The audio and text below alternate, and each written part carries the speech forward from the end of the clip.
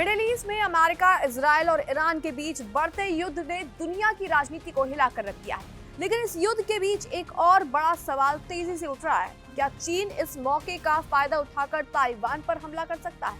क्योंकि इतिहास गवाह है, जब भी अमेरिका किसी बड़े युद्ध में उलझा है, चीन ने कई बार रणनीतिक मौके तलाशने की कोशिश की। लेकिन इस बार कहानी थोड़ी अलग दिखाई दे रही है। दरअसल अमेरिका का ध्यान भले ही मध्य पूर्व की ओर चला गया हो, लेकिन चीन ने ताइवान के आसपास अपनी सैन्य गतिविधियां बढ़ाने की बजाय उल्टा कम कर दी।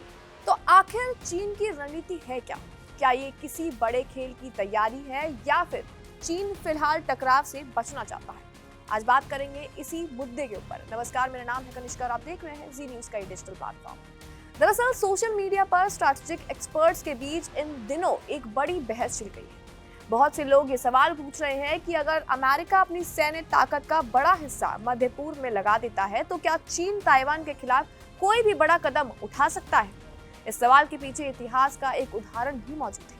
दरअसल 1958 में चीन के नेता माओ ने किनमेन और मात्सू द्वीपों पर गोलाबारी की थी। ये द्वीप चीन के तट के बेहद करीब है, लेकिन आज भी ताइवान के नियंत्रण में है। उस समय अमेरिका लेबनान में सैन्य अभियान चला रहा था।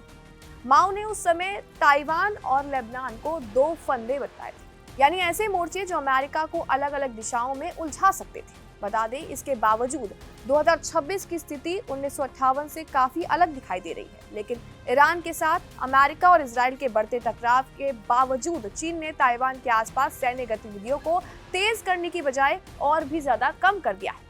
ताइवान के एयर डिफेंस जोन में मार्च महीने में अब तक सिर्फ 2 चीनी लड़ाकू विमान देखे गए हैं। हाल ही के सालों में ये सबसे कम घुसपैठ का रिकॉर्ड माना जा रहा है। अब ये सवाल उठ रहा है कि चीन अचानक इतना शांत क्यों दिखाई दे रहा है? कुछ एक्सपर्ट्स का मानना है कि इसके पीछे एक बड़ा कूटनीतिक कारण हो सकता है। दरअसल अमेरिकी राष्ट्रपति डोनाल्ड ट्रंप की चीन यात्रा प्रस्तावित बताई जा रही है और बीजिंग इस दौरे से पहले तनाव कम करने की रणनीति अपना सकता है। चीन शायद इस संदेश देना चाहता है कि फिलहाल वो ताइवान के मुद्दे को सैन्य ताकत से नहीं बल्कि बातचीत के जरिए संभालना चाहता है। लेकिन ये पूरी कहानी नहीं है। एक बड़ा कारण ऊर्जा सुरक्षा भी हो सकता है। अमेरिका ने हाल के समय में वेनेजुला और ईरान जैसे बड़े तेल उत्पादक देशों पर दबाव बढ़ाया था और इसका सीधा असर चीन की ऊर्जा आपूर्ति पर पड़ सकता है। आंकड़ों के मुताबिक 2025 में चीन ने वेनेजुला से रोज करीब 4.63 लाख बैरल तेल आयात किया था, जो उसके कुल आयात का लगभग 7% था। वहीं ईरान से चीन को और भी ज्यादा बड़ा तेल सपोर्ट मिलता है। विश्लेषण के अनुसार 2025 में ईरान के कुल तेल निर्यात का लगभग 99% चीन को गया था। इसके अलावा स्ट्रेट ऑफ हॉर्मुज से गुजरने वाले तेल में भी चीन की बड़ी हिस्सेदारी है।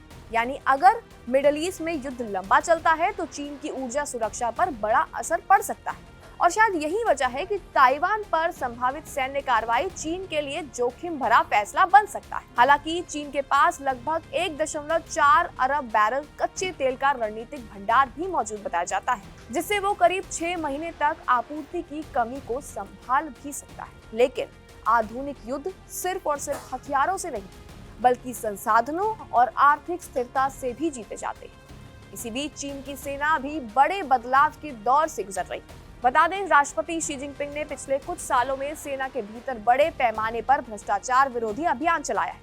2022 के बाद 100 से ज्यादा वरिष्ठ सैन्य अधिकारियों को हटाया जा चुका है। यहाँ तक कि चीन की सबसे बड़ी सैन्य संस्था सेंट्रल मिलिट्री कमीशन के कई वरिष्ठ सदस्यों को भी पद से हटाया है।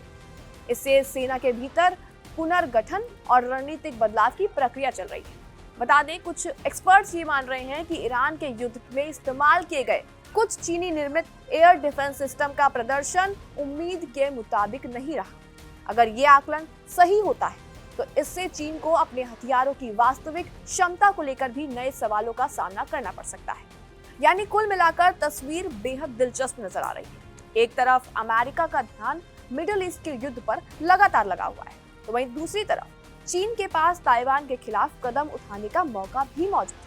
लेकिन ऊर्जा संकट, सेना के अंदर बदलाव और आने वाली कूटनीतिक बातचीत जैसे कई कारण चीन को फिलहाल सावधानी से कदम उठाने के लिए मजबूर कर रहे हैं। यानी अभी के लिए चीन जरूर हमें शांत दिखाई दे रहा है, लेकिन अंतर्राष्ट्रीय राजनीति में शांति अक्सर तूफान से पहले की खामोशी भी सकती है। क्या लगता है आपको इस रिपोर्ट के बारे में? कमेंट सेक्शन में अपनी राय जरूर दें और तमाम खबरों के लिए बने रहें जी न्यूज़ के साथ।